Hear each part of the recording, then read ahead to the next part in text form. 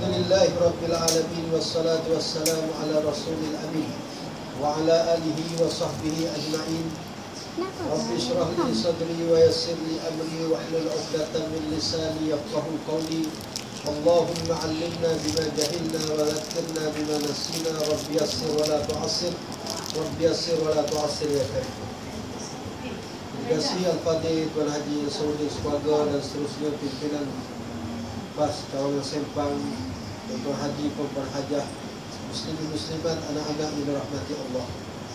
Pertama-tamanya kita memanjatkan syukur kehadrat Allah Subhanahu Wa Taala kerana pada malam ini kita masih lagi diberikan kesempatan oleh Allah untuk hidup dalam bulan Ramadan. Kalau tuan-tuan tengok semalam di Masjid Jami' Yasin, seorang meninggal dunia ketika menunaikan solat tarawih. Dan dia tu merupakan, saya dengarnya dia adalah seorang ahli PAS seumur hidup, dan dia selalu berinfak walaupun dia tidak menceburkan diri secara terang-terangan menyokong perjuangan kita, tapi infak dia selalu hulurkan untuk program-program kita. Dan alhamdulillah Allah Ta'ala matikan dia di tempat yang mulia, iaitu masjid, dalam keadaan yang paling mulia, iaitu ketika beribadah kepada Allah Subhanahu Wa Taala. Jadi kita doakan moga rohnya dirahmati oleh Allah. Jadi kita yang masih diberi kesempatan hidup ini patut bersyukur kerana bulan Ramadan ini adalah merupakan bulan yang paling mulia. Mulianya Ramadan ini ialah kerana ada beberapa perkara. Yang pertama, kerana bulan Ramadan bulan yang diturunkan Al-Quran. Syahrul Ramadan alladhi unzila fihi Al-Quran hudan linnas wa bayyinatin minal huda wal furqan. Satu-satunya nama bulan yang disebut oleh Allah dalam Quran ialah Ramadan. Bulan lain disebut secara umum saja. Inna iddatish syuhur 'indallahi 12 syahran. Sesungguhnya bulan-bulan di sisi Allah ialah berjumlah 12 bulan. Tapi Allah tidak perincikan apakah 12 bulan tersebut. Sama ada Jamadil Awal, Muharram dan sebagainya. Tapi bulan Ramadan disebut secara direct. Syahrul Ramadan, bulan Ramadan. Ulama kata kenapa bulan Ramadan disebut? Kerana bulan Ramadan itu bulan yang diturunkan Al-Quran. Maka Al-Quran menyebut nama bulan Ramadan. Sebab itu tuan-tuan, kita tahu bahawa Quran ini disebut oleh Allah Ta'ala 3 tujuan utama. Baca dia tak sebut pun, sebab baca tu basic. Kita kalau pegawai hantar surat, dia tak tanya baca ke surat. Dia nak tengok tindakan kita terhadap surat. Kerana baca tu basic. Semua orang akan baca surat yang dihantar, kemudian dia tengoknya tindakan, bukan semata-mata baca. Allah sebut yang pertama hudan linnas, petunjuk kepada manusia. Kita ni tuan-tuan, kalau tak ada petunjuk, kita akan sesat. Kita nak pergi satu tempat yang tak pernah sampai. Contoh, kalau tuan-tuan nak pergi tempat asal saya, Kelantan, tuan-tuan tak pernah sampai Kelantan, tuan-tuan akan berpandukan pada petunjuk yang ada sepanjang jalan. Ikut je, dia kata kanan-kanan, dia kata kiri-kiri. Tuan-tuan tak akan bantah. Kenapa? Tahu kalau bantah boleh sesat. Tak sampai Kelantan, mungkin dia sampai di mana tak tahu, Zimbabwe ke apa kan, jauh lah, tak sampai Kelantan. Begitu juga kita ni nak pergi kepada tempat yang tak pernah kita sampai, iaitu syurga Allah, akhirat. Tak ada siapa pernah sampai ke sana. Yang tahu jalan ke sana Allah, yang tahu jalan ke sana Rasul. Maka Tuhan beri manual untuk sampai di sana. Untuk sampai ke sana melalui Al-Quran. Kita tak ikut manual dan petunjuk ini, kita tak akan sampai. Walaupun kita bijak macam mana dalam bidang keduniaan, profesor ada 3 PhD sekalipun, kalau tolak Al-Quran yang menjadi petunjuk ini, dia akan sesat. Sebab tu kita tak heran profesor-profesor ada sebuah patung berhala. Ada yang terlibat dengan ajaran sesat. Ada yang free thinker, tak ada agama. Ada yang menganut agama-agama yang tak logik. Macam agama Kristian, satu agama yang sangat tak logik. Mana mungkin Tuhan boleh membunuh anaknya sendiri untuk menghapuskan dosa manusia? Tuhan bunuh Tuhan. Nabi Isa tu Tuhan, dia disalib. Tuhan sanggup bunuh dirinya sendiri disalib, nak ampun dosa manusia. Kalau dah Tuhan ampun jelah dosa manusia, apa nak perlu bunuh Tuhan pula? Ini tak masuk akal. Tapi yang tak masuk akal ini dianuti oleh profesor, dianuti oleh cendekiawan-cendekiawan. Bahkan jutaan Kristian telah sesat kerana mereka tidak mengikut petunjuk Al-Quran. Sedangkan Al-Quran mengisytiharkan tauhid. Qul huwallahu ahad, Semua orang hafal. Katakanlah Allah itu tunggal, esa. Tak perlu nak pening-pening, nak fikir banyak-banyak Tuhan. Satu je. Allahus Samad, Allah tempat tumpuan. Tak perlu nak minta dengan sana, minta sini, minta dengan Allah. Lalu tengok ajaran Hindu, dia ada dewa-dewa masing-masing. Lalu tuan-tuan perhati, kuih-kuih Hindu dia ada nama. Ada nama kuih Sri Subramaniam, Sri Sabibelu contoh kan. Dia ada dewa-dewa. Sabibelu pun dewa juga tu. Sebab tu lama bertahan. Dia akan memuja dewa-dewa mereka. Nak makan, nak subur tanaman, dia ada dewa. Nak pelajaran pandai, ada dewa lain. Tapi Islam tak. Allah satu, cuma namanya banyak. Kita nak minta kaya, Tuhan ada nama Al-Ghani. Allah juga, cuma nama Al-Ghani. Kita boleh berdoa, bertawassul dengan namanya tersebut. Nak pandai, Tuhan ada Al-Alim, yang maha bijaksana. Allah, cuma nama je. Kita tawassul, kita menggunakan nama tersebut. Allahus Samad, tempat tumpuan seluruh makhluk. Nak minta apa, tak perlu pening-pening. Allah satu saja. Tunggal Allah. Lam yalid, tidak beranak. Walam yulad, tidak diperanakkan. Walam yakullahu kufuwan ahad, tidak serupa dengan segala sesuatu, dan segala sesuatu tidak serupa dengan Allah. Tak payah nak banding-banding, nak pening-pening, nak kata Allah macam ni, tak payah. Semuanya tidak serupa dengan Allah, dan Allah tidak serupa dengan segala benda. Simple, mudah diterima akal, logik. Itulah pendekatan Al-Quran. Sangat mudah diterima, kerana dia datang daripada Allah. Dan bulan Ramadan inilah turunkan Quran sebagai petunjuk dalam semua perkara. Jangan ambil Quran ni petunjuk dalam bab sembahyang je, bab puasa, bab ibadat. Tapi bila bab dalam hukum hakam, undang-undang negara, kita tolak Al-Quran. Sedangkan Al-Quran dalam politik tak pakai Al-Quran. Macam negara kita, bab sembahyang tak ada orang komplain Quran. Quran suruh sembahyang 5 waktu, sembahyang. Hadis suruh sembahyang, sembahyang. Suruh puasa bulan Ramadan, tak ada orang komplain. Tak bolehlah puasa bulan Ramadan, kita puasa bulan lain lah. Bulan Ramadan tahun ni panas lah, kita puasa bulan 12 nanti. Tak ada orang berani ubah. Kerana apa? Quran kata syahrul Ramadan, kutiba alaikumus siyam kama kutiba alal ladzina min qablikum. Puasa bulan Ramadan. Tak ada orang komplain. Tapi kadang-kadang yang dalam Quran juga. Contohnya ayat-ayat yang membabitkan hukum hudud. Contoh, Az-zaniyatu waz-zani fajlidu kulla wahidin minhuma bi'ata jaldah. Penzina perempuan, penzina lelaki naklah disebak 100 rotan. Mahkamah yang namanya syariah pun tak sebak 100 rotan. 6 rotan sahaja. 94 pergi ke mana? Dalam keadaan yang masa yang sama, mereka tak pertikaikan zuhur 4 rakaat. Tak ada orang boleh berani kata zuhur mesti jadi 3. Tak berani. Sebab hilang 1 rakaat pun ini apa, berdosa besar. Kau nak murtad ke? Kau nak jadi kafir ke? Zuhur 4 rakaat kau buat jadi 3. Gila apa? Semua orang akan serah dari semua arah. Tapi bila hukum Allah Ta'ala penzina disebab 6 rotan sebagai contoh, bukan kita nak highlightkan hukum hudud itu sebagai satu-satunya perjuangan kita, tapi nak beritahu betapa orang tak peduli pun.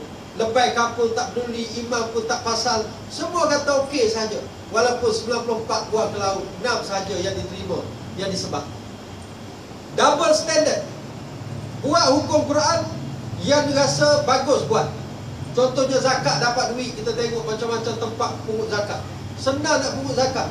Pergi supermarket tengok ada geng-geng GST. Tuan-tuan berhati, geng sokok tinggi.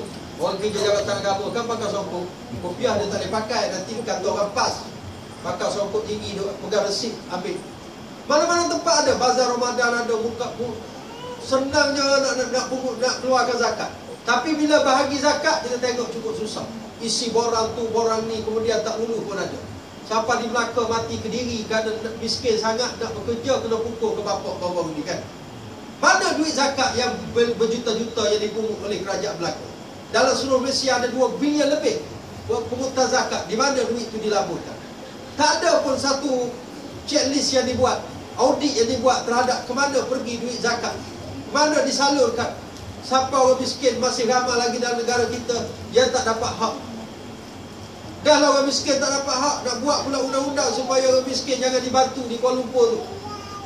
Adnan Mansur cadangkan, Tengku Adnan Mansur, dia bukan Tengku pun tuan-tuan. Dia cadangkan supaya denda kepada orang yang nak beri kepada orang miskin kat Kuala Lumpur, yang minta-minta tu. Sebab mencemarkan bandaraya Kuala Lumpur. Pelancong kata Kuala Lumpur ni bandaraya tikus. Kerana ramainya orang gelandangan yang tak ada rumah.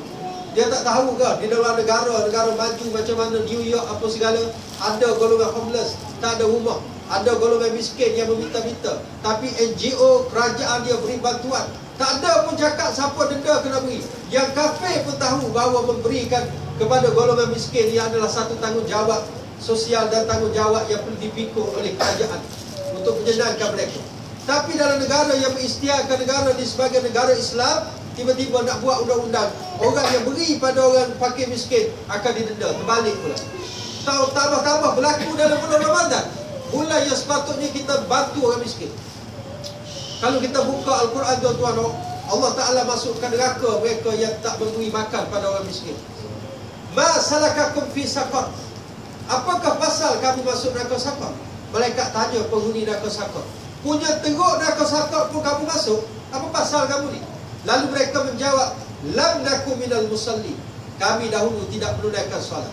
Walam nakun nut'imul miskin. Kami dulu tak beri makan orang miskin. Sembahyang masuk neraka saqar, tak sembahyang. Tak beri makan orang miskin, masuk neraka saqar. Dua-dua. Islam ni tuan-tuan, dia ada dua serapan. Hablum minallah, hablum minan nas. Hubungan dengan Allah, hubungan dengan manusia. Al-Quran mendahului semua gerakan di dunia yang cuba memperjuangkan hak rakyat, hak orang miskin. Sosialis ke, komunis ke, apa semua ke, Islam dahulu. Islamlah satu-satunya agama yang menerakakan, yang menyumbat ke dalam neraka mereka yang tidak memberi bantuan kepada orang miskin. Bahkan dalam surah Al-Ma'un, surah mukaddam orang Melayu panggil, surah asas, Tuhan sebut, ara'aital ladzi yukadzibu biddin. Kamu tidak melihat ke pendusta-pendusta agama? Mereka bukan beragama pun, pembohong mereka ni. Siapa mereka? Bukan orang tak sembahyang. Ara'aital ladzi yukadzibu biddin fadzalikal ladzi yad'ul yatim wa la yahuddu ala ta'amil miskin. Orang yang tak peduli pada anak yatim dan tidak memberi galakan supaya orang miskin diberikan bantuan, diberi makanan. Kenapa sebut makan, tak sebut pakaian? Sebab orang miskin yang paling penting sekali untuk isi perut, tuan-tuan. Pakaian tak ada hal, dia ada dua helai pun dia basuh kejap, lepas tu dia pakai itu pula, kering yang tu, tak ada masalah. Tapi makan hari-hari kena makan. Hari ni makan, besok makan. Makan boleh, bukan boleh kita semula, kan? Makanan hari-hari kena perlu yang baru. Pakaian tak ada pasal. Zaman Nabi ada sahabat-sahabat ada dua helai je pakaian.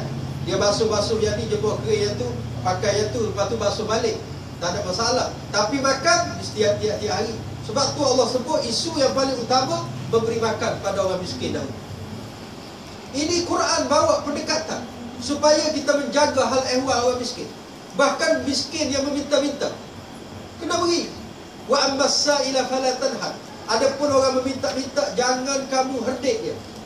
Kita kadang-kadang tengah makan kat kedai kan, tengah makan kita pun lapar apa semua, tiba-tiba datang budak berumur mana tak, rambut keriting apa semua kan, kemudian pakai tudung macam tak betul je. Budak tu baru datang, cakap Melayu pun tak erti, ulur surah Yasin kita kan, suruh derma. Kita tengah makan ni, kita pun rasa menyapah budak dia pun sepak ke apa kan. Jangan.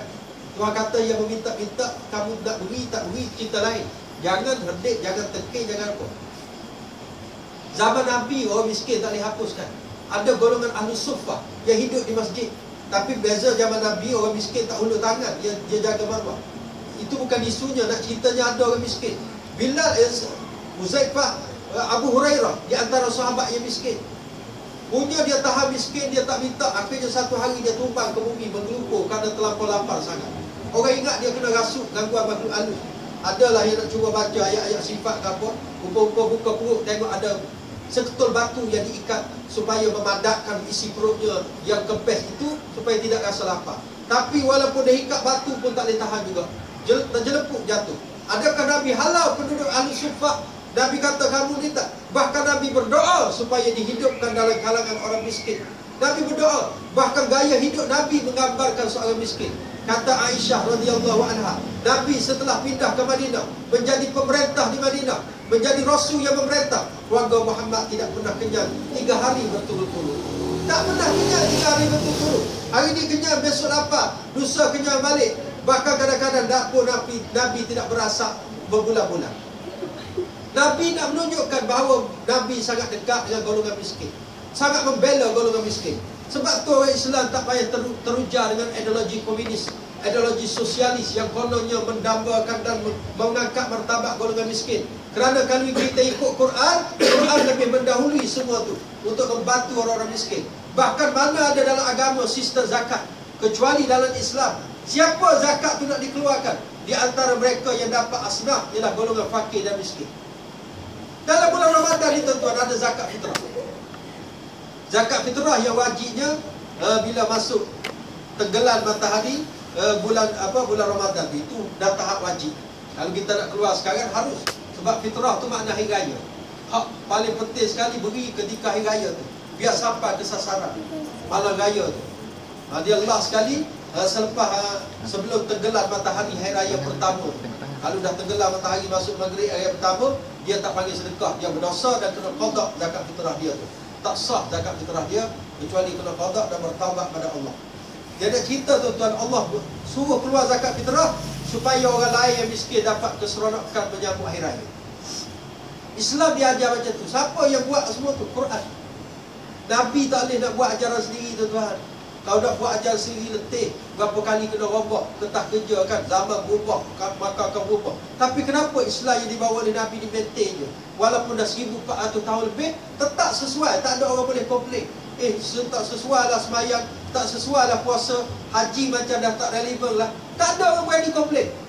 Sebab dia datang kertas kerjanya daripada Allah, yang di Quran, dia tahu apa yang akan datang. Ya'lamu ma baina aydihim wa ma khalfahum. Yang depan akan datang, dia lepas pun dia tahu. Ini Quran. Sebab tu bulan Ramadan kita kena tengok kembali Quran. Dan dalam PAS tuan-tuan kita memperjuangkan isi kandung Quran, supaya Al-Quran didaulatkan, dimartabatkan. Sebab tu apa-apa kita dalam PAS kita tengok Quran hadis. Kita tak tengok benda lain, Quran hadis dulu, baru ijma' qiyas. Kalau kita tengok UMNO Barisan Nasional, mana ada dia tengok Quran hadis? Kalau dah tak beri orang sedekah tu, Quran hadis mana? Tapi kita heran mana orang-orang ilmuwan dalam mereka, mufti-mufti, seorang pun tak tegur. Oh, cuba isu tu berlaku kalau keluar daripada kenyataan pemimpinan Pakatan Rakyat ke apa. Oh, sibuk. Mufti ni keluar buka depan soal utusan.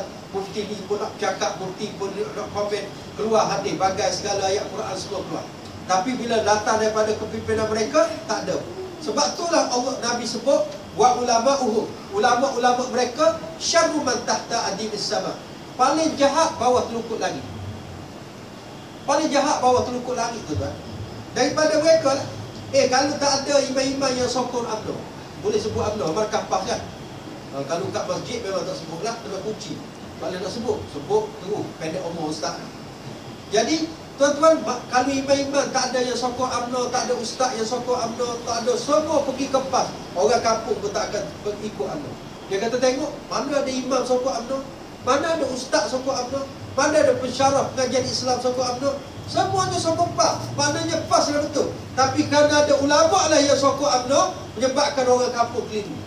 Takkan imam salah, takkan mufti tak betul, takkan yang di sahibus samahah ni tak betul, takkan yang ni ada PhD hadis ni tak reti, takkan yang ni ahlul bid'ah. Mereka ni orang-orang hebat. Akhir masyarakat keliru. Sebab tu Nabi sebut di akhir zaman ulama mereka, Nabi tak kata ulama kita, paling jahat bawah telukut langit. Siapa yang keluarkan perkataan jihad tak ada dekat Palestin? Ulama UMNO, kumpulan ilmu, golongan ulama muda UMNO. Dia ada satu sayap dalam UMNO, ulama muda UMNO, baru ditubuhkan. Salah seorang daripadanya keluarkan kenyataan bahawa jihad di Palestin tidak ada. Orang Palestin mati katak aja berperang dengan puak Israel. Punya sanggup dia cakap macam tu. Dalam Israel itu jahat, rampah tanah orang Islam. Orang Islam berjual lawan Palestin bukan jihad, mati katak. Dia kata kena keluar daripada bumi Palestin, pergi beraya mana-mana cari penempatan. Dia jadikan supaya umat Islam penakut, dayus semua. Orang ambil tanah pun ambil lah kau, aku keluar tak apa, kau ambil lah. Boleh cakap macam tu, janggut sampai ke dada tuan-tuan. Mengaji bidang hadis Universiti Madinah. Tapi kerana duduk dalam perjuangan sesat, dia keluarkan kenyataan yang orang kampung, lebay kampung pun boleh tahu bahawa kenyataan itu salah. Dikeluarkan. Sampai Dr. Asri Zainal Abidin, dia bukan orang PAS pun. Dia cenderung gitu je. Dia sokong mana-mana, dia sokong nak bantai-bantai. Dia kata mereka yang cakap jihad tak ada kat Palestin ni, dia tuju kepada ulama muda UMNO ni, geng-geng setan Israel lah. Dia bagi kau punya. Kita pun tak sampai hati nak cakap macam tu kan. Habis juga dia bagi kau punya. Bagus kata. Tak ada, kita tak cakap, dia cakap dulu. Sama-sama. Dulu sama-sama salafi dia lah tu. Sekarang dia tolak dah Dr. Asri. Dr. Asri tu talbis iblis. Tak boleh pakai. Bukan salafi dah. Itu mengaruh alil bid'ah. Golongan khawarij. Macam-macam dah Dr. Asri kena. Ni golongan kerah ni yang ada dalam UMNO ni. Sangat bahaya ni mereka ni. Mereka yang memusuhi semua orang yang tidak sependapat dengan mereka. Dan kalau orang ni macam ni banyak keluar dari negara kita, habislah semua dibida'ahkan Nabi orang lain. Jadi Quran ini petunjuk tuan-tuan. Petunjuk dengan hadis sekali lah. Dengan hadis sekali. Tak ada orang boleh kata saya pakai Quran aja, hadis tak nak pakai, macam Kasih Ahmad ni sesat, kafir terus. Ulama ittifaq, tak ada seorang pun bantah. Siapa-siapa yang menolak hadis secara kulli, secara menyeluruh, maka dia telah kafir. Kasih Ahmad tolak hadis terus. Yang sokong dia Dr. Mahathir dan ramai lah, termasuk PPM UMNO sokong dia. Sedangkan dia tak terima hadis. Dia kata hadis ini ditulis oleh Imam Bukhari berapa ratus tahun Nabi wafat. Dia tak tahu zaman Nabi lagi hadis ditulis. Ditulis zaman Nabi lagi hadis itu ditulis, kemudian bersambung-sambung sampai ke pembuku-pembuku hadis Bukhari, Muslim dan sebagainya, sampai mencecah 200 buah kitab hadis. Ulama memberikan satu disiplin yang ketat untuk menerima hadis. Mereka bukan ambil sembarang. Pernah seorang ulama hadis nak pergi ambil satu hadis, tengok tuan guru yang nak diriwayatkan hadis tu panggil ayah makan. Panggil ayah. Ayah datang, kemudian dia tangkap. Makanan tak ada pun. Ulama tu balik. Dia kata kalau ayam pun boleh tipu, tak mustahil aku kena. Ayam tipu ayam pun dia tak ambil hadis, tuan-tuan. Kalau orang macam kita ni, hari-hari tipu orang kan. Tipu bini, tipu anak, tipu anak murid kat sekolah. Kan tak ada harapan. Imam Bukhari tak pandang pun untuk terima hadis. Kerana syarat mereka sangat ketat. Mereka mempertahankan institusi hadis dengan nyawa, mereka sangat pertahankan. Usahkan dengan duit. Imam Bukhari dia pernah duduk dalam satu kapal, dia nak pergi belayar kat mana. Kebetulan dia ada duit 3,000 dinar. Itulah satu-satunya harta duduk dengan dia. Dia ni orang jujur. Lepas tu kawan duduk sebelah, tidur sebantal, semua dekat-dekat dalam kapal. Kan dulu nak pergi mana-mana pakai kapal laut. Dia pun beritahulah dia ada 3,000 duit. Kalau kau ada susah-susah apa semua, aku boleh pergi pinjam. Macam itulah lebih kurang. Jadi kawan dia jahat. Oh, dia kata inilah peluang. Aku nak rompok duit orang ni, kemudian aku nak beritahu kapten kapal, suruh cek duit, kata duit aku hilang. Bila cek sudah tentu duit itu ada pada Imam Bukhari. Ada 3,000 dinar, dia sebut jumlah dengan tepat. Kalau bukan duit dia, mana dia tahu dengan tepat. Dia tahu tu kan Imam Bukhari beritahu. Dia pun nak buat plan macam tu supaya nama Imam Bukhari tercemar, duit dia dapat. Alhamdulillah Imam Bukhari dapat teris awal-awal dia jahat rakan dia yang duduk sebelah dia. Dia berkata, kalau abang ambillah saya hadiahkan 3,000 dinar. 3,000 dinar tuan-tuan, kali dah 1 dinar berapa, tanya sebul. Dia tahu dapat dinar ni. Ada 800 1 dinar sekarang. 700 katakanlah. Katalah 700 kali dengan 3,000. Beri percuma aja. Kerana apa? Nanti kalau dia report pada kapten kapal cek, terbukti Imam Bukhari ada duit tersebut, kemudian Imam Bukhari dituduh sebagai pencuri, bagaimana nasib institusi hadis yang mana Bukhari adalah orang yang bertanggungjawab meriwayatkan hadis-hadis sahih. Sudah tentu musuh-musuh Islam akan gunakan.